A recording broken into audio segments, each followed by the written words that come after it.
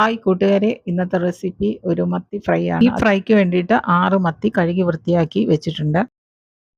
ഒരു പാത്രത്തിലേക്ക് 1 ടീസ്പൂൺ മുളക് പൊടി, 1 ടീസ്പൂൺ ചില്ലി ഫ്ലേക്സ്, 1/4 ടീസ്പൂൺ മഞ്ഞൾപ്പൊടി, 1/2 ടീസ്പൂൺ കുരുമുളക് പൊടി, ആവശ്യത്തിന് ഉപ്പും, 1 ടീസ്പൂൺ വെളിച്ചെണ്ണ, 1 ടീസ്പൂൺ വെള്ളവും ചേർത്ത് ഇത് നന്നായിട്ട് ഒന്ന് കുഴച്ച് എടുത്ത് വയ്ക്കുക. വൃത്തിയാക്കി വരഞ്ഞു വെച്ചിരിക്കുന്ന മത്തി ഈ മസാലക്കൂട്ടിൽ ചേർത്ത് നന്നായിട്ട് ഒന്ന് പുരട്ടി 30 മിനിറ്റ് നേരം ഒന്ന് മാറ്റി വയ്ക്കുക.